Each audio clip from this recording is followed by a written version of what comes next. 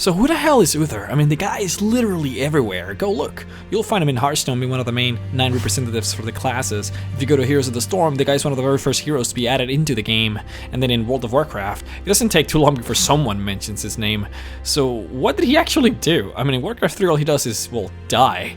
Well, for this, we're gonna have to take you back into the very first war between the humans and the orcs. You see, back before the first war, the followers of the light were plentiful. The role in society was really mostly just to make people happy, teach their religion, and help around in the different cities of the world.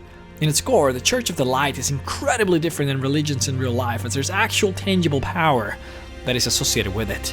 And that's the cool part about this religion, to be honest, is that if you stray away from its teachings and you do things that the light doesn't approve, then your power fades.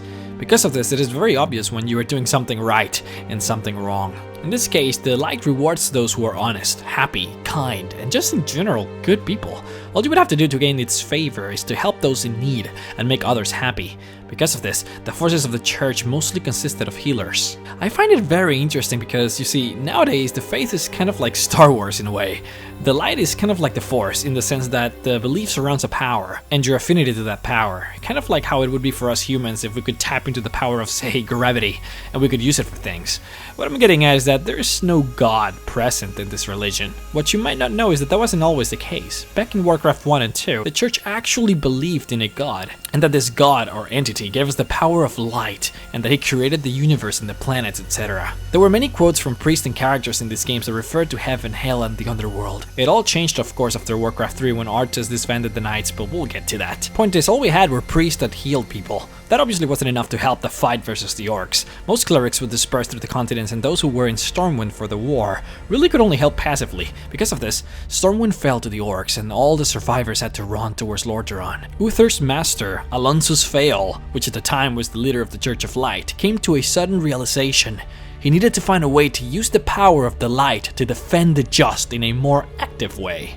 And so he trained Uther to combine the power of light with his incredible martial prowess to form the very first paladin. The two of them would then find and train the mightiest knights in the kingdom and equip them with the power of light to turn them into paladins and form the order now known as the Knights of the Silver Hand. So you see, that's why he's such a beloved character and why he's always a representative for the paladins. He was the very first one in Azeroth. I do want to point out that there are other paladins in the universe that came before Uther. He's just happened to be the very first one on this planet. Many people don't know though that the church where he was appointed the very first paladin and where the organization started is actually in the game. This all happened in Stratholme, so you can actually find a church there, still standing. If you go to the Cauldron of Stratholme instance, you can see it more clearly as of how it used to look like. What made him truly famous, however, came after. You see, Uther was just incredible in battle. Imagine an army of knights dressed in the heaviest of armors that could also simply heal themselves and others when in trouble. They were understandably unstoppable. He commanding the Paladin forces were the turning point in the Battle of Blackrock Spire. The now then commander of the entire Alliance army, Duralian, gave him the title Lightbringer for giving the army hope against a sure defeat at the hands of the orcs. Uther was also instrumental at the last battle to push the orcs out into the Dark Portal to finally end the war. Fun side note, in my top 5 Deathwing secrets, I talked about how many people don't know that Deathwing was actually posing as a lord in Alterac, trying to take over Lordaeron from the inside in the Second War. Well, Uther was the one that actually found out about this betrayal from Alterac, which ended with the Alterac kingdom being burned to the ground by the Alliance. Anyways, Uther was such a popular figure at the time and a hero of the Alliance, so much so that King Tyrannus entrusted him with the care of his own son, Arthas, so that he could be taught the power of light and become a paladin himself. Now, I will not go into much detail here, since I will quite obviously make a video on Arthas himself, since there's a lot of story there. The important note here is that Uther trained and loved Arthas since he was a child, only to have Arthas fall into the dark side of the Force of Light. You lost your mind, Arthas.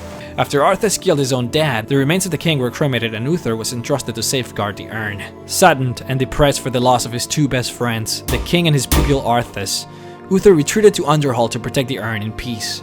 The town was however raided by Arthas and Uther was killed by him, slain by the hands of his former pupil, whom he loved dearly. Nowadays, all we have left of Uther, outside of him being in literally every other Warcraft-related game, is his tomb, which I gotta say looks fantastic. Actually, now thinking about it, what else is there really left of Uther? I mean, usually legends have their weapons and armor carried and used by other heroes as they get passed on from generation through generation. A lot of people think that Light's Justice is Uther's hammer, as you can see from both in-game and in Hearthstone. In reality, it is believed that his hammer is actually being held by Arthas, as when you kill him in the raid, one of his drops is Value's Gravel of the Lightbringer. This is believed to be Uther's hammer, just morphed and transformed into something evil and desecrated. The Warcraft book Shadow and Light, however, does mention that the hammer was picked up by the Alliance after Uther's death, and that the reason why we haven't seen it in any other hero is because nobody feels worthy enough to carry such legendary weapon, unlike the Ashbringer who gets passed around like herpes. It is, however, entirely possible that the hammer could have been stolen by the Scourge after it was picked up by the Alliance. The important thing, however, is that Uther has since then been known to have been a paragon of good, a person who defended the kingdom when it was at its lowest, and was always a beacon of hope for the kingdom and its citizens. Every paladin in Azeroth since then recognizes the value of Uther in the world and pledges their undying trust in his values, and follows them in their heart, for the legacy of Uther shall never die. Fuck Uther and Hearthstone though, god, those games take forever.